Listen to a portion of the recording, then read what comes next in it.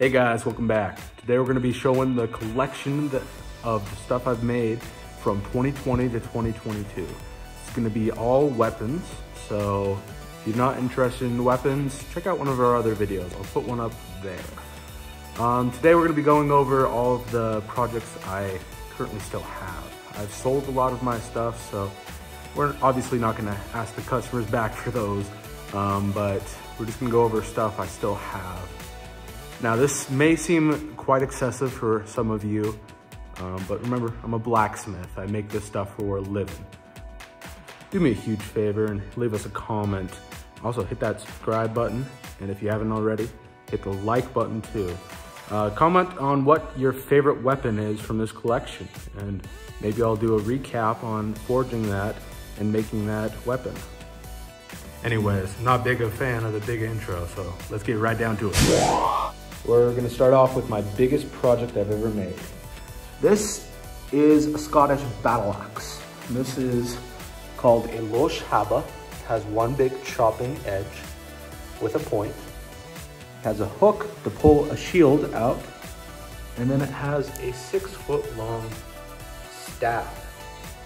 This would be a pole arm used by, again, Scotland, but also got adopted by many other English colonies. This was used around the 1600s to the 1700s, and it was used by Pullman. Okay, next up we have a double bit axe to be used by loggers who are more worried about the edge on their axe than actually splitting wood.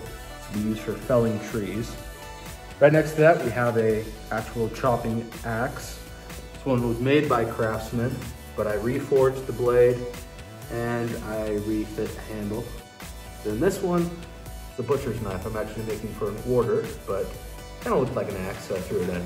Next one on this list isn't really a weapon, more of an imprisonment device. These are leg shackles. So these would go around a prisoner's leg, and they'd keep them together so they can't really run away too easy.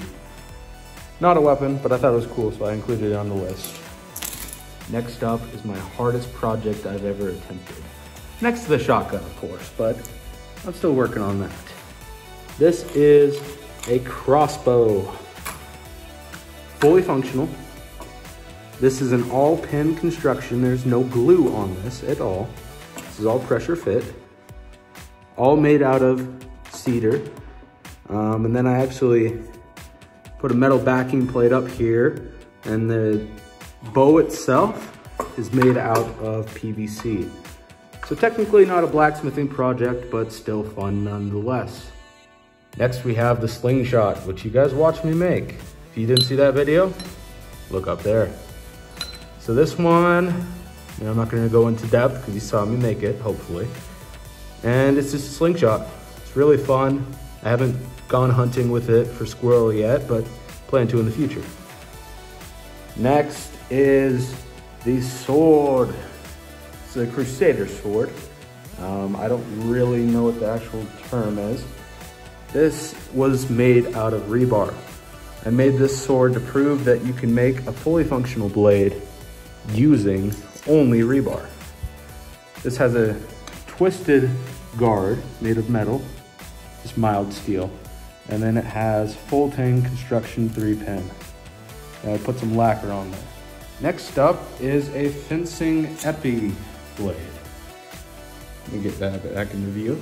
So for those of you who don't know, I did fencing for about 6 years before I started blacksmithing. This was one of my projects I decided to make, and it was a lot of fun. This is actually made from an official blade, so it could be used in tournaments, though it never was. It's a very flexible blade. And it features a guard, a hoof guard. It was actually put on after I put the blade into the handle, which I've never done before. Probably will never do again, because it didn't do too good. Next, we have the fencing foil, featuring a guard and a stacked handle. Now this stacked handle features a removable container that holds matches, some small lighting fluid and that kind of stuff. And then it has a simple oak handle. Again, I did fencing for a long time, so I absolutely love these things. They're a lot of fun to play with, and it was a fun project to make. Next up, we have one of my earliest projects I made. This was my weirdest knife ever. This is the McNamara knife. It folds from 2 pieces, drops down to a 2-handed configuration. It's quite a strange design and blade. I haven't really made another one since because it was a very difficult project to get everything right, but it's still cool and I really enjoyed making it. So I recommend go watch the video. I'll put it right up there and try and make one yourself if you're into it. Kind of similar is this 2-bladed dagger made of rebar actually. This was another one I wanted to prove that you can make a good blade, not the highest carbon, but a good blade nonetheless of rebar. And then I put a purple heart handle on here and a 2-pin construction, and my light just died.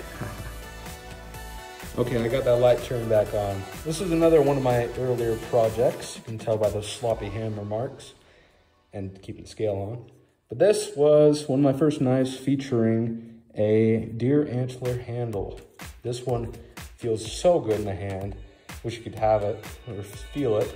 Maybe I'll put it up for sale at some point. But this was a lot of fun to make, and I really enjoyed using such a natural handle material. So if you are a blacksmith, give antler a try. This one was also an early project. This one was made out of a file, and it features a big bulky handle, which I'm not proud of, but it was a project, so it needs respect like the others. This was one of my beginner projects, so don't judge me on this. Okay, next we have this. This was a Japanese Tonto style blade I was going for. What makes this one special was this was my first time using a copper guard and my first time actually making a wooden sheath. Also my last time making a wooden sheath, because for those of you who don't know, my only woodworking tools are a belt sander and angle grinder. So hollowing out the inside of this guard was not an enjoyable process, and until I get better tooling, I won't try it again. Speeding things up, we have the Forged in Fire Challenge. This is my part of it. If you haven't seen that, just poked it. Check it out. And this was another fun project to make. I really enjoyed how this turned out, and I'm so proud of that engraving. And my engraver broke, so until I get a new one, that's gonna be the last one. But this was a really fun one. This is actually a decent sized blade. Only problem is I'm not happy with how the handle attached on there. It's not a full connection. There's a little bit of gap in there, but it was still an overall great blade. It has a little bit of a warp. It's actually pretty bad on this side, but on the edge, it doesn't show up too much. So still a great blade. And yet another embarrassment. This was a great blade. It's awesome. It's got my touch mark in the bottom there. It's overall great, but I neglected. Look at that rust. It'll knock right off, but still goes to show that you need to take care of your knives if you want them to last. Next is this railroad spike knife. This one was a lot of fun to make. I wanted to have a more unusual shape on this, and it really turned out. So if you haven't made one of these, I'd recommend trying a different shape than they show. Then on the handle wrapping on this, I tried a different handle wrap than I normally do, and I love how it turned out. Then we have some normal railroad spike knives. These are more of what you see. This is texture done with a ball peen hammer, which I thought was kind of cool. I put it on the blade too. This is just more of an experimental knife. Nothing really cool. I'm not going to sell this, obviously. It doesn't look that good. So it was just a fun little project. This one was also an experimental knife. What makes this one special, you can see it there. My first time engraving a scene. I got some trees and a little cabin on there if you can't see it. Didn't turn out too well, but still cool nonetheless. Yet another experimental blade here. This blade features a copper inlay, which I've never done before. I just cut out a little bit with an angle grinder cutting disc, put a piece of copper wire in there, heated it up, welded it together, and it works. I love the blade, hate the handle. I made it way too sloppy and too thin. Look at those pins. This was an embarrassment, but still, it helped me learn. Then we have my everyday carry. This was made out of a railroad spike. It features African laurel wood. I think that's what it's called. It might be snake wood. I might have got that mixed up. But it features a beautiful blade. I love the blade shape on this. And then I'll show you guys how to do this pattern with the scale. I call it Winter Storm pattern, and it looks really cool. I'll show that in an upcoming video. This was my favorite knife for a long while, and I think it still might be in the top 5. Next, we have an assassin's dagger. I just played around with the blade shape, honestly, on this one. And then I have a piece of walnut wood on this, which had a really cool curvy grain structure on it, so I threw it on there. And this was just another experimental blade made out of rebar to prove that you can make a good blade out of rebar. Of course, it's not going to cut like a 1095 blade. It's probably going to dull out quicker, but it's still a good knife. And then we have one of my earliest projects. This is a rebar knife with the rebar still intact instead of using a wood handle. This was a snake blade I tried to make. After seeing my Chris dagger, which I'll show here in a minute, you'll see why I don't like this. Then we have the veteran's knife. If you haven't seen this video, it's right up there. This was a no power tool knife, and it was a lot of fun, a lot of hard work, just like our veterans do every single day. It was a joy to make. It features a stack of bloodwood and African wenge. And this was a lot of fun.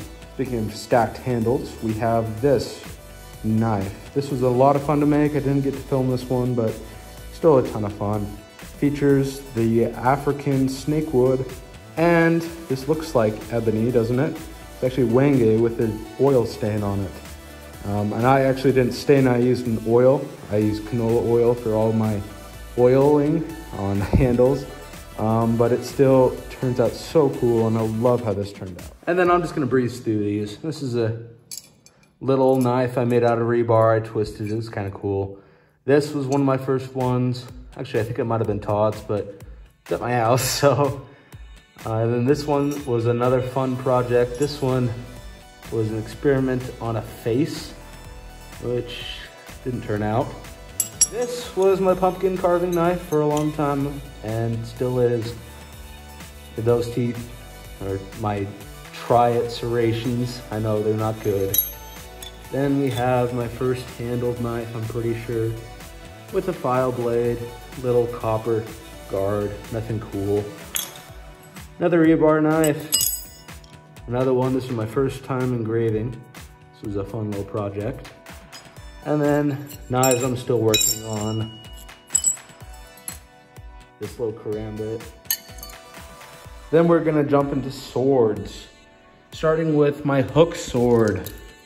This is one of the first videos, I believe. This is a lot of fun to make. It's an African hook sword. Not very useful in combat, but still cool. It has a pike on the end, and this is all a sharpened edge. So let me slice through that subscribe apple. If you didn't see it, it's right up there. Next, we have the Egyptian Kopesh. This is a little one I made out of rebar, just for fun. It has a paracord wrap. Actually, this is a twine wrap, and it was a lot of fun. It was really cool to make. Next, we have an Arabic sword. I don't know what this is called. I can't pronounce it, but it features a rather unique blade style. It's a really fun one to make. This was made out of mild steel. This is just a wall piece. I don't really care about it chopping. I never use this. The blade that I do use is this. This is my mini katana. Features copper guard and a copper spacer made from oak wood. The blade on this, I believe, is a high carbon. I don't remember what I actually made it out of, but really a fun blade to make, and it chops. Next, we have my Chris dagger. I made this in 4 hours. You didn't see that? It's right up there.